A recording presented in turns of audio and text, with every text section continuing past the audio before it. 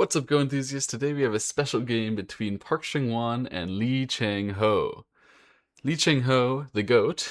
This was in 2007 when Lee Chang-ho was the #1 player in the world and had been for about 15 years or something like that. I don't. Geez, he was the #1 player for forever. Park Chang-won, you might notice he's my favorite player. He's a 9-dan pro these days. A world champion, many-time world champion in his own right, but at the time this game was played, he was a 1-dan pro. Why is that? It's because Park Chung-won was 14 years old in 2007, June of 2007, when this game was played. They met in a tournament. Let's see how my favorite player, one of the greatest players of all time, Park Chung-won, when he was 14, plays against the actual greatest player of all time, Lee Chang-ho. So Lee Chang-ho has black, and Park Chung-won has white. So what do the Rising Prodigies like to do? Normally, they like to play very complicated Joseki and outread you. However, Lee Chang-ho tends to play more calm. That's why Lee Chang-ho plays the tightest pincer possible and starts his fight as soon as possible, immediately. Yeah, I don't know. Lee Chang-ho wanted to start a fight against Park Chung-won. Maybe he just wanted to test himself. Park Chung-won just jumped, and Lee Chang-ho just jumped. This is very calm behavior. These days, if this one space high pincer gets played, I honestly don't even know what we would do. Usually probably attach the 3-3, but the jump out is totally fine. And then jumping here is totally normal as well. And they're just jumping. I don't know. I mean, they just want to run their groups out and become strong. They both become strong. It's great. Now Park Chung-won plays the attach here, and Lee Chang-ho says, well, I'm not going to cut you. And Park Chung-won does not pull back because he's worried it could be slow. So if Park Chung-won would pull back right now, then Lee Chang-ho would play away. So Park Chung-won just directly plays a pincer. And we have our fight, right? Like, this is going to be the fight. Surely a 1-dan pro prodigy is going to fight against Lee Chang-ho and try to, try to show him some Tetsuji. Well, Lee Chang-ho is just going to capture the 1 stone, and he's just going to calmly answer. Even when he was 14 years old, Park Chung-won was calm. That's what I'm learning here. Like, I guess against Lee Chang-ho, especially, you'd be calm. But even at 14 years old, Park Chung-won's just like, all right, let me just, run out, get some power, wait. I could start a fight here, but And when Lee Chang-ho peeps, the strong thing to do would be to connect. However, be sort of misplacing your stone, because black is already really, really strong on the bottom side. So it makes a lot of sense that Park Chung-won chooses not to connect, and instead he plays push, like this. So the idea is black can go ahead and push through and get really strong on the bottom side. I don't care. If black gets really strong on the bottom side, he's already really strong on the bottom side. Nothing changes. And instead I get a lot more power against that 1 stone on the right side. That's more likely to end up being a big territory here. Okay, so black can approach into the upper left. White can play like this. Black plays a Joseki. White plays a Joseki. It's so calm. You'd hardly know that it was 14-year-old. Anyway, white plays to take a base on the right side. Just a 2-space base. He could go further, but he's calm. Just be patient. They're both patient against each other. Black approaches, white just answers. Just the normal Joseki. You don't have to do anything special. Black slides, white just answers. Black approaches. Lee Chang-ho's the one who's starting a fight. I don't know what's happening. It's like they forgot who's older. And Park Chung-won comes back to cover over here.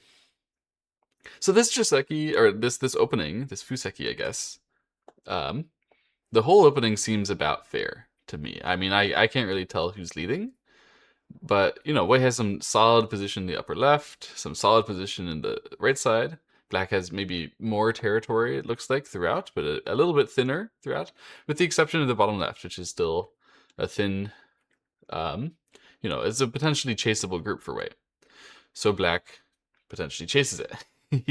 He plays the push in here. He says, this is my way to expand my area. You have to go and save yourself, and we probably are going to do that by running out, which Park Chung-won does. This is the right way to save that group. And now here Lee Chang-ho does something which is honestly sick. He plays the AI suggested move that I could not have guessed, frankly. I mean, it's pretty subtle here, but there's no way I would have played what Lee Chang-ho plays. And I hope to learn. So hopefully after I see this game, I would play what Lee Chang-ho does. So Lee Chang-ho, he recognizes that there's a weakness on the bottom side, right? And he also recognizes that the white group is weak. So obviously, both this and that are attackable. But the main weakness is actually neither of those, but the cutting point there. That cutting point is in danger. And it's not like Wei has the ladder. So Wei isn't threatening to like Tiger's Mouth down and Atari and ladder the one stoners, or try to capture some black stones to save himself. But it's just a weak area. So it makes a lot of sense to build the left side while fixing that cutting point. So I was thinking, all right, I'm just going to push up, right? But Li Qinghe does something better. He plays here. This was the best move. This is the AI suggested move. I give you plenty of time to think about it, right? Surely all of you came up with this one. What is this? So I thought we should push here, right? Like this is the move I was coming up with when I was looking at this game. I was like, all right, we're trying to save the cutting point. I get it. We're trying to build the left side. I get it. But why can't we play here? And it turns out it's because if we play like this, like the cutting point still matters, and White can just hane and give us pressure, give us a lot of physical pressure on our group. Here, if you ever hane, then the cutting point is coming back into play. So, I mean, White might not do it directly, but this kind of stuff is going to really give you a shortage liberty problem, and it's going to be really awkward to try to take the left side. So if Black would have pushed, White would have just covered and shoved Black onto the left side, and Black would have actually been over-concentrated there. Basically, you try to get more, but you end up shoved onto the 6th line. It's not even that big anyway. And White gets all the power in the center. That would have grown a huge moyo for White in the center. So by playing here, Black is actually playing faster. I thought this is so slow. Like, optically, when you look at it, it looks like it's so slow. But really, what Black is doing is he's saying, okay, well, if I tried to play any faster than this, then you would actually get more control of the center. So what I'm going to try to do is make sure I have the most movement to the center after my move is played. Like, I don't care about how optically my first move looks like it's going to the center. I care about, after I play this move, how much can I run to the center? And this is the one that actually pushes him further. And it also takes the left side stronger. So of course it's better. But I could never think about it. Very, very nice move by Li Qinghe. Park Shing-wan answers with a nice move of his own. This one. He runs at the one stone. And you might be thinking, what? Come on, I can just capture that. But Li Qinghe doesn't capture it. He plays here. He knows what Park Shing-wan's up to. If Black would try to capture that 2 stones, it's not like White would be very good to go in. So White could absolutely try to save it now. But this would be really bad result, because you give Black so much thickness, and thickness that way, Black can like link up this way. It's really not good. So the plan wasn't to save the 2 stones. The plan was to cut and sacrifice the 2 stones. So the only way for Black to capture them now is to play like this, but then Atari comes. And if Black captures, then White can Atari again and connect. And White breaks through the bottom side, making it so Black really has to defend the bottom side. And this is what Li Qinghe saw, and he avoided it by playing here. That means that White can save the 2 stones when he wants. He decides to save them right now because it's big. And White expands a lot of his area over here, but at least Black doesn't have to defend the bottom side right away. Black can instead play fast to the upper left, basically to the top side. It's maybe a little aggressive to play this close to the upper left group. We wouldn't really see the pros do that these days. Basically, the AI has just told us you should play away from that. They'd play like a couple lines further back. Interestingly, the modern pro would emphasize the side maybe more than Li Qinghe he's doing right now. But anyway, Li Qinghe is just asking for the literal max. It seems like Li Qinghe just has decided that he is a teenager this game, and is just going to fight literally everywhere he can. He's going to push into this corner. He's going to make the maximum space here. Any fight he can get, he's going for it. And Park Shing-wan's like, all right, fine, old man. I'm the one who's 14 here. I'm the one who's supposed to be able to play these fights. I'm going to invade. And Li Qinghe says, all right, I get a base. Let's fight. Park Shing-wan runs out. Li Qinghe takes his territory. Honestly, I really like the way that Li Qinghe set it up overall. Maybe Park Shing-wan's start of the fight wasn't the most ambitious or the most efficient. Anyway, he just runs out with the 2 stones, just covers a little bit these black stones, and Li Qinghe goes for this shoulder hit. I think this idea is a really good idea, but Parshing-Wan's idea was very special here too. So Parshing-Wan played to answer and then hane here. And I was like, what? Parshing-Wan? Because he's 14 right now. He's not supposed to know that much about Joseki, right? He's not supposed to know that much about the middle game Joseki. And my understanding was that at this time, in 2007, all the strong players said, this is wrong. You can't play like this. You cannot play these hanes when black cuts, right? And white can push through all this way. But when white pushes through, black gets to play this hane and take all the territory away. I bet you, after the game, Lee Cheng-ho probably scolded Parshing-Wan. He was like, no, you can't do this. But the AI says otherwise. Parshing-Wan is proved right by AI. This is a common AI sequence to play this hane. And before AI, I don't know, maybe just the Parshing-Wan teachings never came down to us Westerners. For far too on high for us to ever hear about it. But he knew about this when he was 14 years old and in 2007. How come I never heard about this? How come everyone always told me that AI created this move, huh? AI didn't create this move. Parshing-Wan did when he was a young teenager. Anyway, the result is good for white, actually.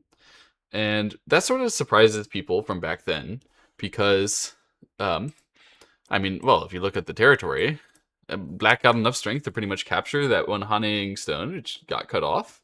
And he got the first territory on the side, which usually that border matters the most. So why could it possibly be good for white? Well, I mean, you can see white's territory right there. You can see the box. The box is finished, so it's good for white. I like that box. Basically, if white hadn't done this, then he would have just gotten shoved down to the right side. Excuse me, anyway. So rather than just getting shoved down, why not like expand yourself up, get cut, lose a little bit, but recognize that you can lose a little bit here in order to get something, right? Like you don't just have to gain all the time. You can trade away to gain more, right? And that's the theory here. Anyway, Parshing-Wan attaches once. So he's basically recognized that the whole upper right is black's, and he's just going to give it to black, but he doesn't want to let black take it easily. So give black a little pressure, make him pull back here. Obviously, if black can only pull back, that's a good exchange. Whether black can only pull back there is not so easy, but Parshing-Wan's a, prodigy. Of course, he can figure out whether black has to pull back there or not, and Lee Cheng-ho agrees that he has to pull back. I mean, it makes a lot of sense that he should pull back, but certainly some people will try to fight against it. Anyway, after that, Parshing-Wan plays this Tetsuji, which is a really well-known Tetsuji. It's a good one. It's really strong. It means that white is going to be saving this stone that he's thrown in here, whichever way black plays. So when black plays like this, he's going to run out through the center because black stopped white from running out to the side. And instead, if black had played here, white would have played like this. Obviously, black could capture these two stones, but that is not a good result in the end. You can see white makes this very nice squeeze. That one stone is a hilarious double empty triangle. Very embarrassing, right? If you end up with a stone looking like that. So, of course, Lee Cheng-ho does not play the variation where he has a stone that looks like it is literally played by a double-digit Q. I mean, even a double-digit Q. You guys know not to play double empty triangle next to your capturing two-stone shape, right? I'm pretty sure I've never seen anybody play that move. Anyway. So Lee Cheng-ho doesn't play like that. And he also doesn't play like this, because this way, Parshing-Wan had a nice idea to just connect back. And it's not really that easy for black to be making some kind of crazy strike here. Because, normally black is going to be playing this kind of breaking move. But here you can see exactly why Parshing-Wan played P2 first. That pressing back maneuver allows him to do a lot more on the top side. And so that's why Lee Cheng-ho said, I can't do either of these variations. They both suck. And instead he played the bump here, which is, I think, the correct choice. At least from a human perspective, I like it the most. And white just slices through with a knight's move. So white could have just played the push, but the knight's move is a bit faster. Either way, black was going to play here, and this way, white has a much better way to finish off the top side. So in the end, it becomes this kind of trading where black gets the whole upper right, he managed to save those stones, and white gets the whole upper left. Really clear result. That's white, that's black. And we move on. We keep going. We keep playing. The result is still good for white, by the way, because of how he played on the right side, and also, I mean, just in general, Park Chung-hwan has been playing very well so far this game. Very impressive for a 14-year-old to be leading against Lee Chang-ho in his prime. Lee Chang-ho is upset about that. He's going to go start a fight. He plays the invasion here, which maybe some of you guys were wondering about why he didn't play here. It's just because he didn't have time yet, and now he has time. So now he's going to come and attack this bottom left white group. Let's see how this goes. So attach and Tiger's Mouth. And very interestingly here, Park Chung-hwan chooses to Atari and connect on the outside. So obviously this is basically what he has to do after he plays the original hane. Many people do not try to contest like that because frankly, it's going to get broken. Black is going to push through in the center. So most people are going to be like, okay, you can do this and I'll just give it to you, right? This is the very pedestrian way to do things. But you can see already Park Chung-hwan was thinking creatively. He was like, I don't have to do this pedestrian way. Can I do something extra? This is how Park Chung-hwan thinks these days as well. Can I do something extra? Can I get something more?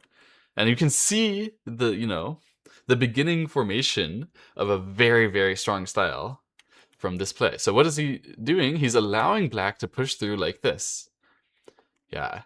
But this looks kind of like remnants of Shinjin So. I can sort of see Shinjin So inspiration here, where we're allowing black to do this really tight thing, but we know we have this sente move, and then we have a really tight thing to do in response. Super, super tight, meaning I can only do this thing, but if I do this thing, we get into a reading battle.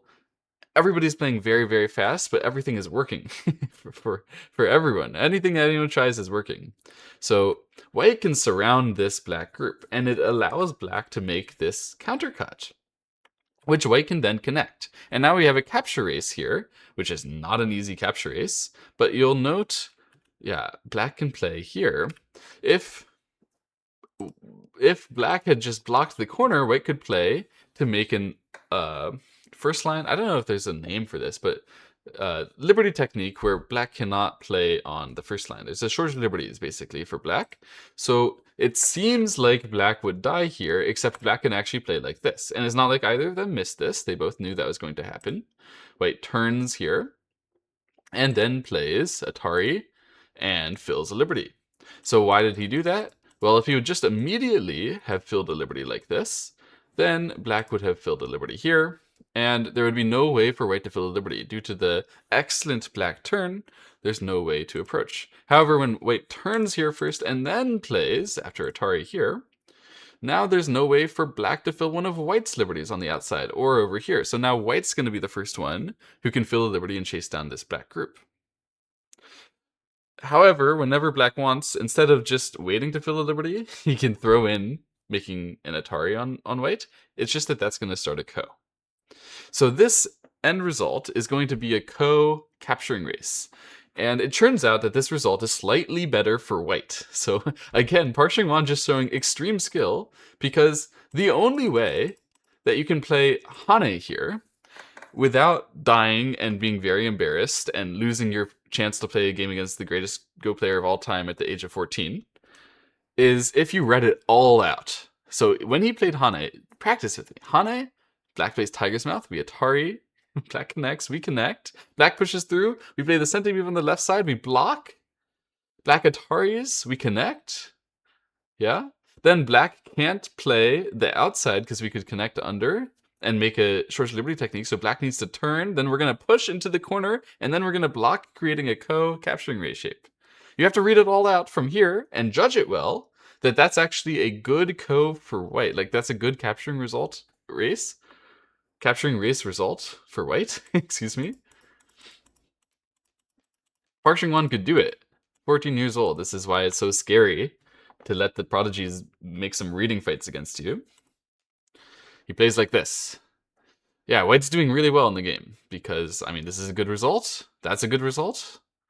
Pretty hard for black. I mean, black only has the upper right territory, the left side, the bottom right. White has this huge upper left and bottom right, and now he's going to get all these stuns too, it seems like.